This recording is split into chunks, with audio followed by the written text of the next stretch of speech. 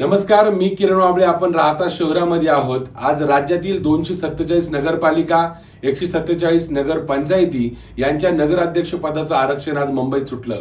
राहता नगरपालिकेच्या माध्यमातून गेल्या 4 वर्षापासून प्रशासक या ठिकाणी चांगल्या पद्धतीने काम करतंय. गेल्या 4 वर्षात विविध लाखो रुपयांचा, करोडो रुपयांचा निधी या ठिकाणी नगरपालिकेने राहता शहरात चांगल्या पद्धतीने काम केलं. मात्र आज जी सोडत या ठिकाणी निघाली, ओबीसी जनरल ही सोडत निघाल्याने अनेकांचं स्वप्न या ठिकाणी भंग झाल्याचं आपण बघतोय. कारण अनेकांना स्वप्न असतं, राहता नगरपालिकेच्या नगराध्यक्षपदी मला बसायचंय, नगरसेवक व्हायचंय. अशा विविध प्रकारची स्वप्न घेऊन काही कार्यकर्ते उमेदीने या ठिकाणी समोर येत असतात. त्यांचं स्वप्न भंग झालं या ठिकाणी मला आज दिसतंय. कारण आज ओबीसी जनरल जर म्हटलं तर राहता शहरात माळी समाज मोठ्या प्रमाणात आहे आणि माळी समाजाला हे नगराध्यक्षपद मिळेल अशी चर्चा राहता शहरात सकाळपासून सुरू आहे.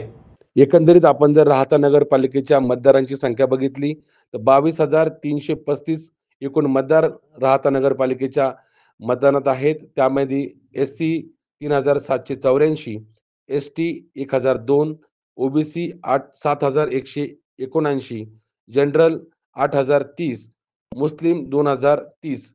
मात्र यंदाचं जर ओबीसी जनरलचं तिकीट जर माळी समाजाला मिळालं, 4,000 संख्या असलेला माळी समाज मात्र उर्वरित असलेले 18,000 मतदार राजा ठरवणार आहे राहता नगरपालिकेचा नगराध्यक्ष कोण.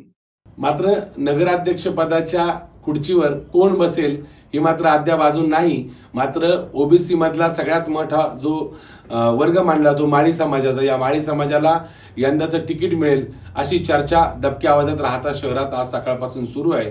येणारा काळ, येणारी वेळ या ठिकाणी वेगवेगळ्या पक्षाचे वेगवेगळे नेते मंडळी ठरवणार आहे की यंदाचं नगराध्यक्षपद कुणाला द्यायचं आणि कुणाच्या समाजाला द्यायचं. मात्र सकाळपासून जी चर्चा होती, माळी समाजाला न्याय मिळेल या ठिकाणी इतकंच मला सांगावंसं वाटतं. धन्यवाद.